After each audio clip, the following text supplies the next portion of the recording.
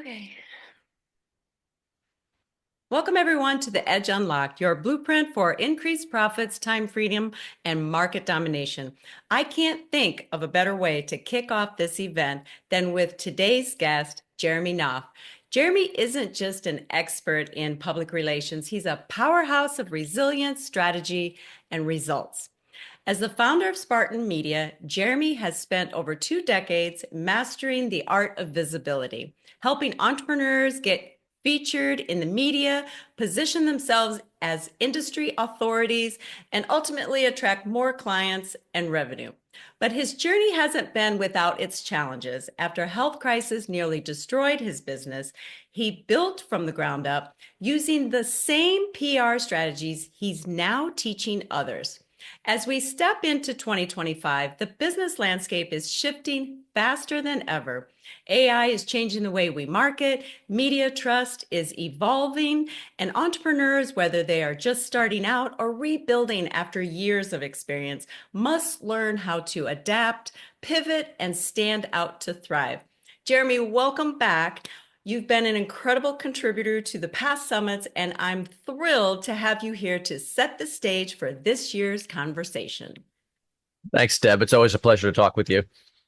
Thank you. Let's start off with talking about evolution of the authority of visibility in 2025. So, Jeremy, in public relations is evolving rapidly. What Yes. shifts are you seeing in how entrepreneurs need to establish authority and gain visibility in today's landscape? That's a great question because the media industry has changed so dramatically in the last several years, and especially in the last year, right? This is something we've talked about on my live streams. Trust in media has dropped. Now, that doesn't mean that media is no longer effective or useful. It just means how we approach it is very different, right? So in the past, if you were to get featured in a major media outlet, you'd get tons and tons of exposure. Everybody would, talk about it. You'd be getting your phone blown up, all of this. And to a degree, that can still happen. But what is more effective these days is you get that feature and then you leverage that in your marketing, right? So it's, let's say you're featured in Entrepreneur.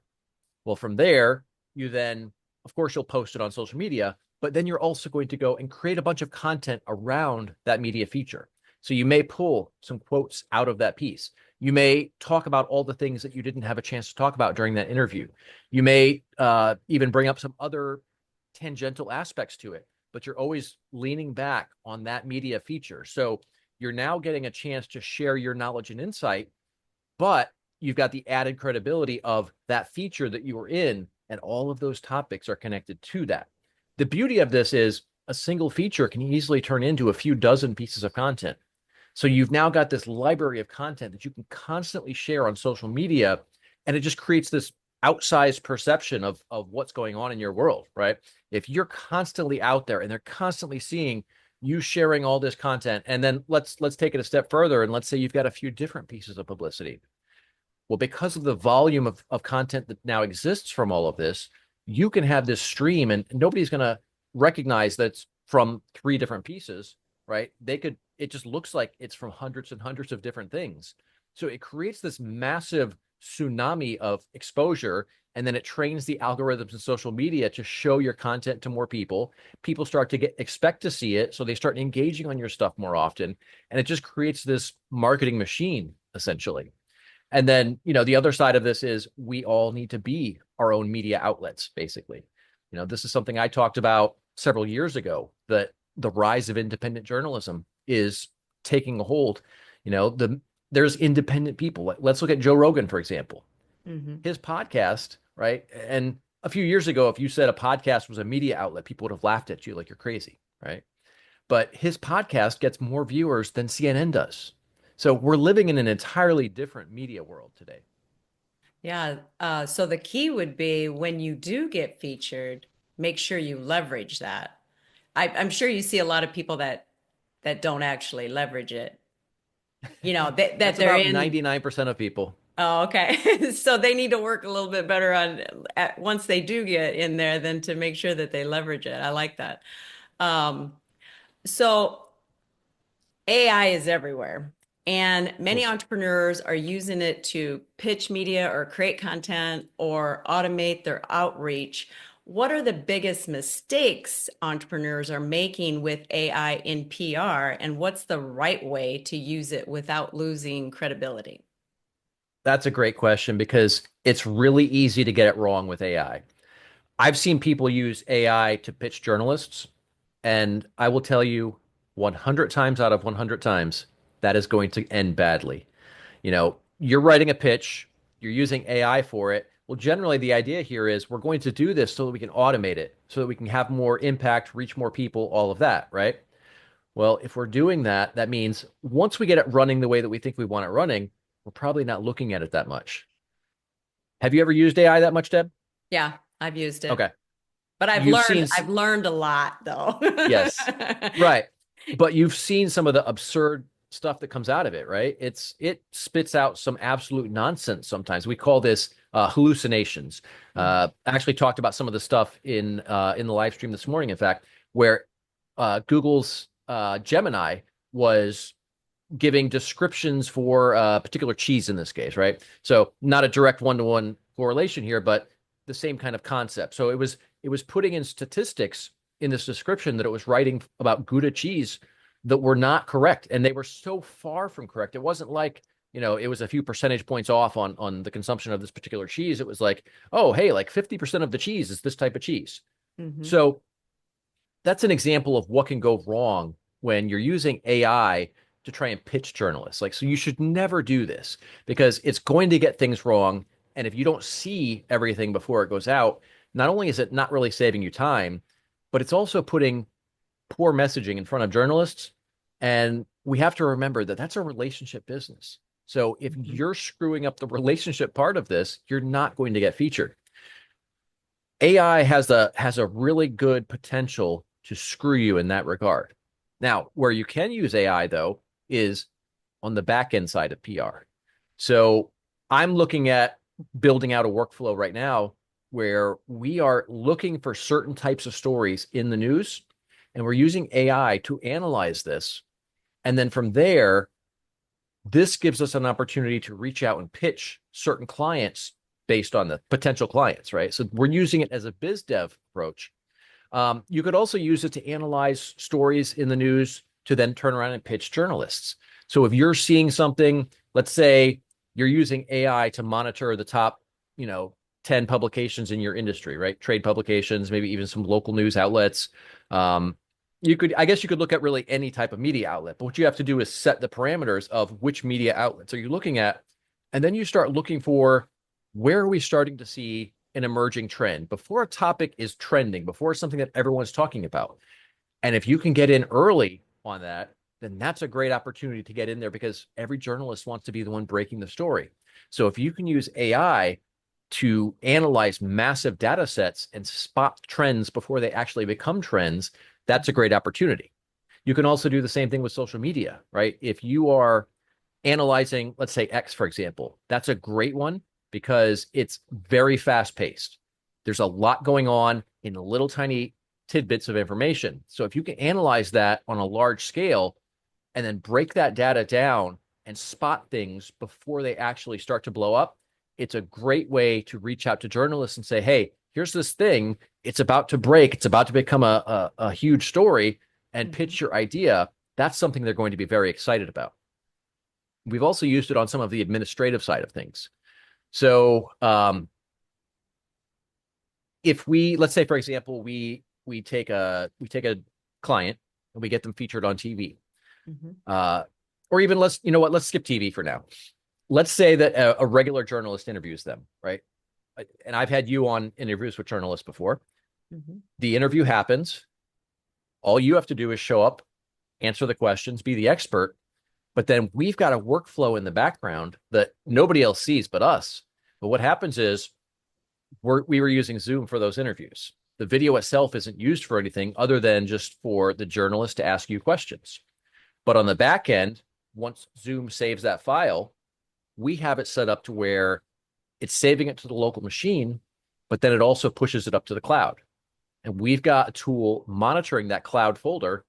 And when a file shows up there, That then gets copied, moved over into a transcription service. The transcription's created. When we get the notification, we've got AI tools going into my inbox, grabbing that transcription file, putting it into a project management system. And basically, it takes all of this stuff, condenses it down, cleans everything up, gets everything text ready, and then we can go back and give that to the journalist. That makes their job so much easier. They don't have to type up a bunch of stuff. They don't have to sit there and send off a transcription themselves, but it makes us very valuable to the journalist because we're saving them time. We're saving them work. And it doesn't really take a lot of extra effort on our part because once it's set up, it just operates independently. So those are some of the ways that you can use AI, but I would never recommend using it for, pitching journalists. Use it for analyzing data, use it for making decisions, use it for getting ideas, but do not use it to pitch a journalist because it will make you look like a fool. Yeah. Do you think that then journalists are using AI to see if you used AI to write your article? I, man, that's a tough question. I know that journalists are technically not allowed to use AI in any of their articles. I don't know to what level they are analyzing anything that you're sending. I have seen a lot of journalists complain about people sending them, whether it be a pitch or content itself, right? The answers, Mhm. the responses. Um, you're familiar with a tool called Haro, right? Back in the day, it's actually shut down now, but that was a tool where journalists would reach out. It was a large mailing list. They would reach out to people on that list looking for sources for particular stories. And they would tell you what they needed. And the idea was you would then reply back to them with your response to their query. What a lot of people had started doing is whether they were doing it manually by going over to something like ChatGPT, copying and pasting, and then dropping it back into the email, or whether they had some kind of automated system, APIs, stuff like that. In any case, whichever path they were choosing, they were using AI to basically have these responses auto generated. And so they're just responding to everything at mass scale quickly. And the journalists were getting pissed because it was garbage content. It was really, there was nothing substantial to it. It was just surface level fluff. So I don't know if they always use tools to check that. I do know that a lot of the content does get run through AI checking tools. I just don't know to what degree that's happening. But in my experience, generally, if something's written by AI, it seems to be relatively easy to see that. I think that the way most people communicate is not the way that a piece of AI content is going to come out. Yeah. And you're dealing with people who literally their entire job revolves around words. So if anybody's going to spot it, they're going to, even if they're not using a tool. Yeah.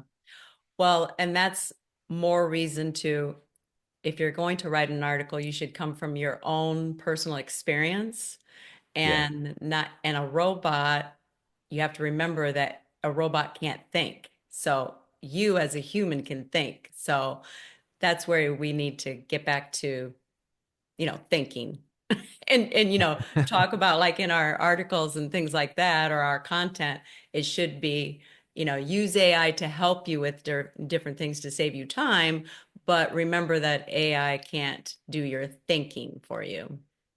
Excuse me. Um, so the rise of independent media, you talked a little bit about that, but trust in traditional media is shifting, and independent platforms like podcasts or YouTube or digital media are gaining more influence. How can entrepreneurs strategically tap into those platforms and get featured and build authority?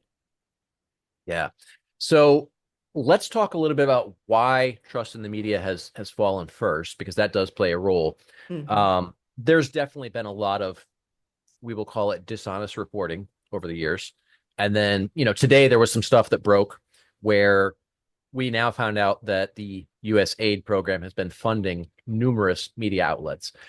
So there's a lot of reason behind this. But at the same time, technology has changed a lot. We've got the ability to create content very quickly, very easily, distribute it to a very wide range of people, pretty much everywhere in the world instantly. And that was never possible before. The power that we have in our hands today is more than was in the newsrooms just several years ago. So we've got the ability to create great content that can be very engaging, very informative, and people want that. They want that personal edge. They want to get, the unique insight and perspective that individuals have, not, corporate media. The key is, and this is where most people get it wrong, is they're out there trying to appeal to everybody, right? They're like, I don't want to work, I don't want to offend anybody, I don't want to turn anybody off. I want this to be something that everybody will like. And just by the nature of how the human mind works, you can never create something that everyone will like, right? If I make a piece of content that you love, then Steve may hate it because you and Steve have very different views on things. Mm-hmm. So we have to create content that's going to communicate directly to who we want our audience to be. And when we do that, just by the nature of what it takes to achieve that, that is going to turn off some other people. Mm-hmm. And that's a thing that we have to be comfortable with. The other thing we have to be comfortable with is criticism. If you get out there and start creating stuff, you are going to have criticism. And the more authentic you are, the more focused you are, the more criticism you're going to get. Because people who don't do shit, they're the ones who are going to criticize. People who don't agree with you, they're the ones who are going to criticize. So just by the nature of you getting out there and saying whatever it is you're going to say, that's going to be polarizing, even if it's fairly benign, right? Like you and I, when we create content, we create very different kinds of content. I'm very comfortable pushing boundaries. I'm very comfortable doing and saying things that you would not be comfortable with. And that doesn't make one right or wrong. It's our personal communication style. But what I can say is the more controversial that you can be, and not to say that it should be taken to a ridiculous level, but it's that conflict, it's that friction that creates engagement. If you're out here saying something that you want everyone to see and love, then there's nothing in there for anyone to actually latch onto. Mm-hmm. So you've got to create something where there's some kind of conflict, some kind of drama. And that's kind of the foundation, the basis of our entire media industry, right? You look at a movie, the guy, the hero, the main character, they've got to go out there and they've got a problem. The problem occurs, and that person is not enough to solve that problem. So now they've got the journey. What do they have to do to get to the point where they can solve that problem? And then they've got the challenges along the way, and then eventually they solve that problem, right? So same deal with any kind of content you're creating. The people you're talking to, they have a problem. They need to overcome that problem. And so you need to give them the solution, but also you need to tell them why the other ideas are wrong. You need to tell them why your idea is right. You have to take a stand. Yeah, and you in have to taking a stand stand, for something. That's right, the hard part, is standing for what you have your beliefs, and to be able yep, to stand up for your beliefs. And that's where the hard part comes in, is because then you have the criticism. But I think that people will respect you more if you took a stand. yes. And that's the thing. I kind of look at it from the perspective of I would rather be respected than liked. Mm-hmm. And when you approach it from that perspective, the irony is that more people will not only respect you but also like you, right? Because most people don't have that in them. Most people don't have the backbone to stand up and say something in spite of waves and waves of criticism, in spite of no support. So that is uncomfortable. But once you do it and once you see the outcome of it, it starts to get easier. And eventually I look at it like working out, right? That, you put those weights on the bar and you lift it and it's kind of heavy, but you do it enough. And then that's just normal. That's just what you do. And the same with criticism. I've definitely put out some fairly controversial content. I've been talking about a few things lately, some of the Google PR crises, the thing with Blake Lively and Justin Baldoni, the WordPress PR crisis. And there's a good share of people on both sides of that. And I've gotten some pretty hot criticism in all of those topics. And I almost kind of invite it. I look for it because it's like, yes, if I've got these people who are hating me for whatever I'm saying, then that's a sign that the content that I'm creating is really resonating with some people. Because if it's going to turn some people off that much, it's also turning these other people on that much. And the beauty of this is then that also creates engagement from other people. So the Blake Lively one was a great example of that, where I was covering the PR crisis that came out of that whole lawsuit situation, and I haven't even went back to some of those tweets lately, but there's still people arguing back and forth, pro and anti, Yeah. and I don't even know what the hell they're arguing about until I go over there and look. But they're still going. I mean, that last one had over 1 million impressions. Wow. So you start to create that kind of engagement, and now you've got people attacking each other or defending you, or defending the other side, and then that creates this own ecosystem, and that lifts you up because now you're seen as the person who's facilitating this conversation, and you've got your perspective, but then everybody else in the comments has their own perspective, and they're just kind of going around, and you're up here at the top of this. And don't take it personally. Nope, I don't. I don't. And even if they're completely unhinged, over the top, I've had cases where people would make insults about my appearance, like even ridiculous stuff. Like I've had people tell me, well, you're just saying that because you're an old overweight balding man. Well, I'm not balding. I've still got a ripped six pack. I like literally none of this is true. So a lot of the times the comments that you're going to get, you can ignore it when you Mhm.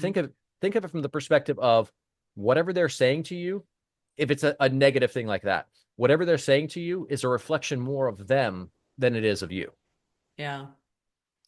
Well, many entrepreneurs watching today are either starting over or pivoting after decades in business.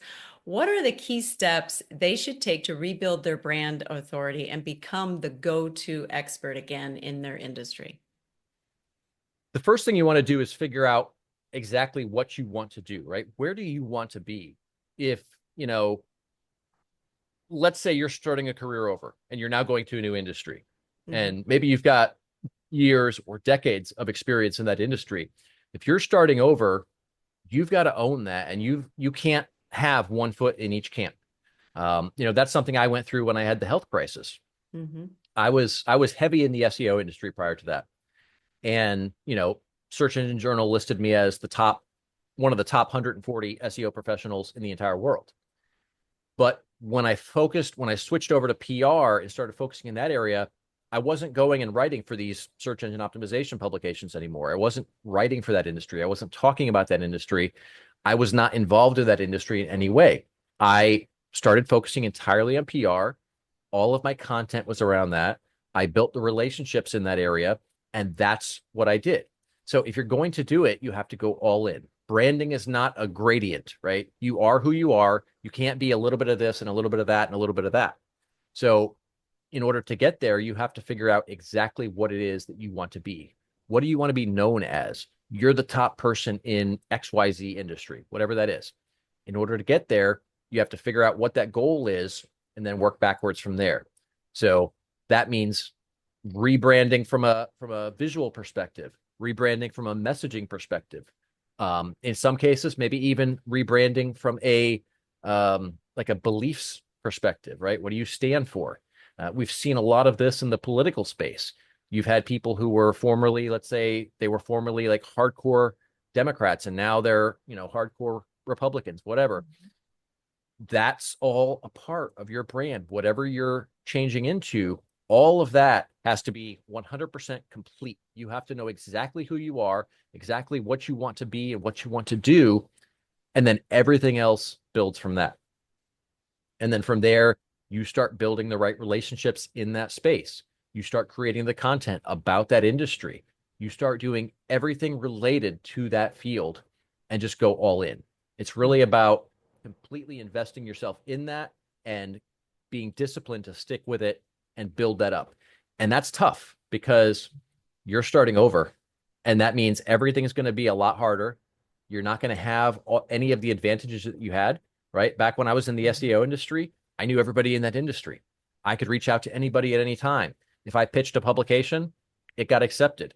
When I Mhm. switched over to PR, it was very different. I was starting from scratch and I didn't know a lot of people in the industry. I didn't know the editors. I didn't know the journalists. I didn't know anything. And so I just had to go all in and then rebuild everything from scratch. And that can really play with your mind a bit because you went from achieving success and now you're back at ground zero. So you have to really be committed to what you're trying to do. Thank you. What about, the omnipresence? You talked about being everywhere. Mm, Um, how do, how do entrepreneurs be everywhere? Or, yeah. there's so many platforms. What do you suggest? Yeah, that's one of those things that if you approach it correctly, you can really do it effectively. But if you do it the wrong way, you're going to have, and not to say that you can't still do it if you do it the wrong way, but if you do it the wrong way, you're going to have a lot more work that you have to put in to get there. So when it comes to content, for example, if you're going to be everywhere, all the major platforms, a blog, the media, podcast, everything, then what you have to do is be very deliberate about how you're creating content. So, I've been doing the live streams, for example. Each of these live streams, it's anywhere from like 45 minutes to an hour and change, right? Mhm. Those can all, and I've not started chopping these up yet, but all of those can then be chopped up into micro content. So you could get dozens of pieces of content, just individual little micro content videos from each of those. Then I could also go and like I've got actually in one of my other tabs over here, I've got an AI tool writing a summary from today's live stream. So that's going to go into the description on the YouTube uh, entry for that particular video. Mhm. Um, you're featured in the media. Well, now you create a whole bunch of content around that, like we talked about. And as we're doing this, we're basically making everything we do pull double duty. And then let's say we're talking about the micro content videos, for example. Well, you post them on TikTok. You can post those same videos over on Instagram. You can post them on Facebook Reels. You can post them on X. Mhm. So there's the same stuff that you create can be used on all of these different platforms. And then from there, you start taking different ways to create more content from that. So let's say, let's say I've got a short on a particular aspect of a topic that I talked about. Well, now I can go and create a longer article going deeper into that particular facet, right? Mhm. You can also go and let's say speaking opportunities.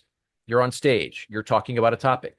Well, now you've kind of got a few factors at play here. You've got the authority of you're on stage, right? If you're on stage at a major event, that says something. That says who you are because they're not just letting, everybody off the street come up there and stand on stage and talk, right? Mhm. So you've got that authority status there, but then that can be chopped up into micro content. You could then use that to pitch other outlets on story ideas. So all of this stuff, it's its own thing, but it's also something that can be turned into multiple different pieces of content that then can go out in other ways. You could even email this stuff out to your mailing list.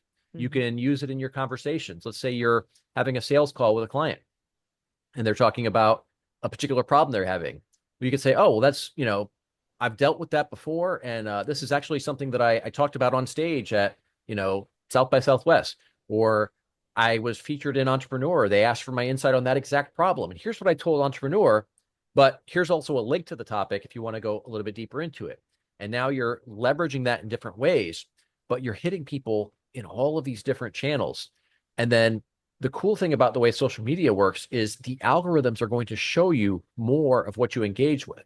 So if they're out here engaging with you somewhere and then they come over to a different platform and they start seeing more of your content, and it's probably not going to be the exact same content, right? If you see a reel on Facebook and then you go over here to TikTok, you're probably not going to see the exact same video, but you are going to see more of my other videos. Mhm. And so it creates this perception that you're everywhere and you've got this massive presence, and it puts you in a different category because most people are not doing it. And there's also tools that you can use to speed this up. So for example, you were talking about AI earlier.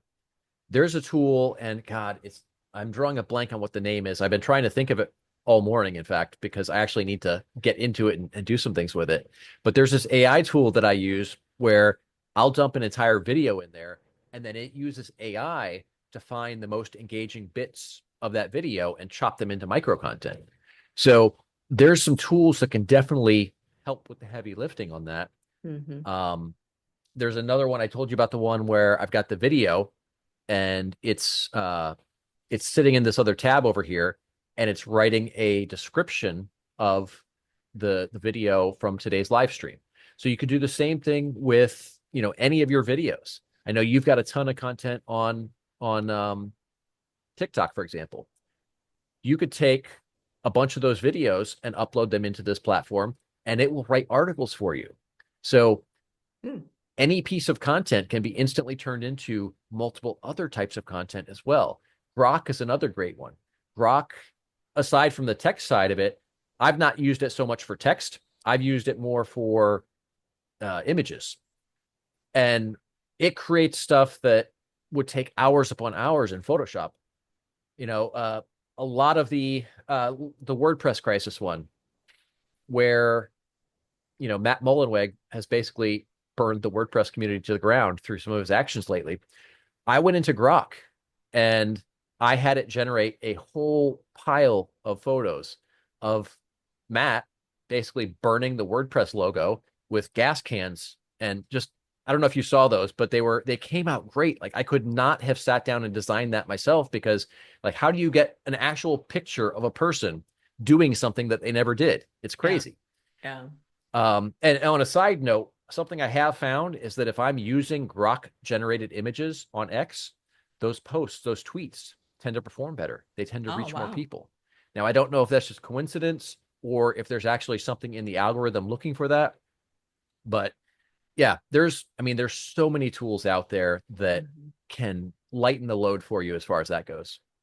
Do you think, looking into the future, and you talk a lot about social media and being everywhere and all that, do you think in your local area that magazines and billboards and business cards are dead? God, you know, I think billboards are always going to be there from kind of a direct sales perspective, right? Lawyers, not direct sales, more lead gen, but lawyers, plastic surgeons, stuff like that. Billboards are always going to be great for those people. Business cards, as much as I hate to say it, I think business cards are dead. And Mhm. I come from an old school design background. I don't think I've ever showed them to you, but I have got the sexiest business cards I've ever seen. They're like, You it's worked hard probably on like, them, right? I did. I've got like, I still have them, but this was like 3 offices ago. And that was before we got rid of the offices after COVID. But they're like, I don't know, like 3 millimeters thick. They've got, the card itself is matte black, but then the inside there's like this red edge. And then, Oh, like the cool. logo is embossed, and it's got like a spot UV, so it's glossy and just absolutely sexy, sexy business cards. Um, I think I spent like $200 for I don't know, maybe 100 cards. It was crazy. But I cannot tell you the last time somebody asked for a business card. I Mhm. cannot tell you the last time I felt the need to give somebody a business card. Mhm. In fact, when I hand someone a card, like, they're always impressed with it, but I don't know anybody that holds on to them anymore. Mhm. Usually we'll, exchange contact information. Like, if I'm at an event, I've got my contact saved in my phone. So I'll just grab my contact and text it directly to them. Mhm. Or you've got where you can just tap phones together. So I think a lot of the traditional mediums are dead in that regard. Mhm. But depending on the industry, depending on the circumstances, there's a use case for some of them. Business cards, I unfortunately think, is not one of them. What about direct mailing? Oh, absolutely. Yeah, that still can be useful. And depending on exactly what you're trying to achieve. So I know a lot of people in the real estate space still use that, and it's Mhm. very effective there. In different industries, it's not as effective, but one of the things that I've got a campaign I've been working on, and we are using direct mail, but not in the traditional sense. What I'm planning on doing is actually using FedEx, because I don't know anybody who's ever ignored a FedEx package. I don't know anybody who their secretary has opened it for them. It comes to them, it gets dropped on their desk, and they're It's the pretty person that opens important. it. Yes, exactly.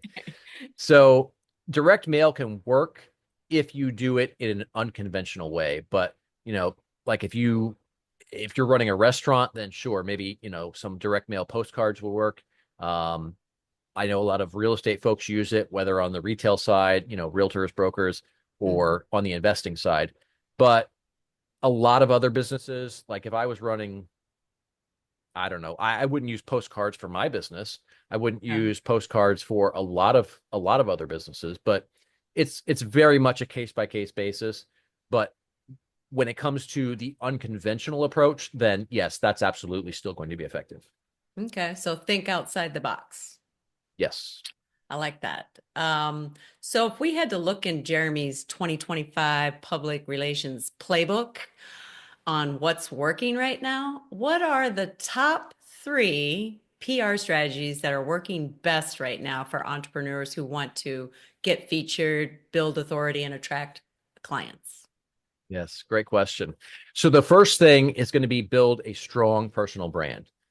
When a journalist is going to feature you, or if a client is considering working with you, what's the first thing they're going to do? They're going to head over to Google. They're going to look you up, Mhm. right? So you want to make sure that what they find is going to present a strong impression, right? So you need a personal brand website.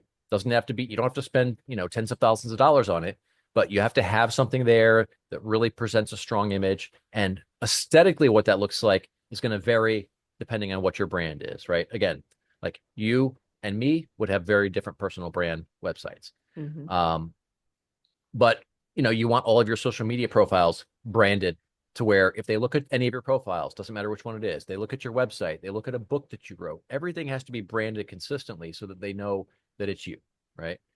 And then it also comes down to your content. Your content plays a big role in your brand. So your brand is not just the aesthetic aspects, but it's also, who you are, what you do, and what you stand for. So they need to be able to look you up and get a clear picture of all of that fast because they're very busy. Right now, the ratio of journalists to publicists, you want to take a guess at what that number is? No, at hundreds or thousand? No, well, now it's not quite as dramatic now, but it's Sorry. no, it's all good. It's all good. The ratio of publicist to journalist is 6 to 1 right now. Oh, okay. And that's not even counting all of the independent, entrepreneurs who are out there pitching their own stuff. So journalists are constantly getting bombarded. They're overworked. They're underpaid in a lot of cases. So it's really important that you can articulate that you're the expert, that you're going to be qualified, because if they get it wrong, if they cite you and you turn out to be a fraud, then that can affect their career. Hmm. So you want to make that very clear to them that you're the expert, and that you have the qualifications to talk about whatever it is you're talking about. The next thing is relationships. So that can mean the difference between a pitch getting accepted or a pitch being ignored. Hmm. Um, I was doing a little session at a mastermind group not too long ago where I was teaching some of the PR tactics that we use. And at the end of one of the sessions, I had one of the people in the group be a guinea pig. And I picked up my phone and I called a journalist on the spot for this guinea pig to pitch that journalist. Now, Hmm. if I didn't have a relationship with this journalist, I wouldn't have been able to do that. They wouldn't When have you could answered the barely, phone. right, right. I happen to have their personal cell phone number. I mean, this is somebody that I can call or text at any time, right? And that makes the difference between getting ignored or getting accepted. So that comes down to building and nurturing those relationships. So Hmm. get out there and see where they are on social media. Start engaging with their content. When they post something, go and like it. Post a meaningful comment on it. If what they're posting is relevant to your audience, go ahead and take that and share it. Help it reach more people, because the more people they reach, the more eyeballs they drive back to their outlet, the better it is for them, right? Because eyeballs equal advertising dollars. Hmm. So you're helping them. So having those relationships, which this is not an overnight thing, right? This takes, months, sometimes years to really develop a strong relationship with the journalist. Mhm. But that can be a huge asset for you. And then the other thing is become the media, right? We talked about the rise of independent journalism. You Mhm. need to get out there and start creating lots and lots of content in all forms. Excuse me, text, video, images, everything. But this content serves multiple purposes. One, it puts you on their radar. I create a lot of content, and as a result of that, a lot of times I have journalists that just reach out to me, journalists that I've never even met, never engaged with in any way. They will reach out to me because of a piece of content I created and want to cite me and want additional insight for that piece that they're writing. So it puts you in front of them, but more importantly, it demonstrates your knowledge and expertise. So if you're talking about a thing that other people are not yet talking about, right? You've kind of got a prediction about your industry. You're talking about how you think things are going to play out. You're bringing unique insight and you've got a personality that's different as well. That really becomes a powerful advantage because it shows them not only that you're qualified, that you're knowledgeable, that you have the information their audience wants, but also that you've got a bit of an edge to you. You've got something unique. There's going to be a little bit of friction, a little bit of controversy in some way. Then that's the kind of thing, like we talked about before, that gets people engaged in the comments, which creates more visibility for their media outlet. So when you're creating all of that content, you're getting the engagement on social media. That's the kind of thing they like to see because they know that some of that's going to carry over into their piece as well. I like that. And also, if you do all that work, then the fast track or jumping off the edge would be to contact you and get a hold of you and get your expertise because you already have those relationships with the journalist. And you talked about all that background work that you do. The average person isn't going to be able to do all of that. And so the journalists know that they don't want to work with you because you're not going to do all that work for them. So I think Right. they should, fast track and just, get a hold of you. So how do they get a hold of you or how do they contact you in order to find out more about public relations and getting recognized out there? Oh, I'm easy to find. If that that's the whole purpose of what I do, right? So, I mean, you could look me up pretty much anywhere. I'm on every social media platform. Look me up on any search engine. I will always be at the top of the results everywhere. So, yeah, I'm easy to find. SpartanMedia.com is our website. Um, so yeah, I mean, that's it. That's it in a nutshell. I can be found pretty much anywhere. Awesome. Well, on our final question, then, if you had to give our audience a 90-day authority challenge and they had to start from scratch today, what would they double down on for visibility and authority in the next 90 days? Man. It's funny because I've actually got something coming up, the Become a Recognized Authority Challenge. And Oh, this is cool.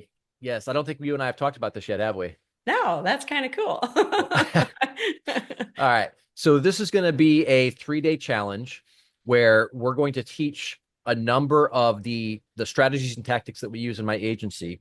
And it's an interactive thing. I'm going to teach the stuff, and then there's going to be things that they do inside of our group, Public Relations Declassified. And there's going to be collaboration between the members, between all the participants, all of that stuff. It's completely free.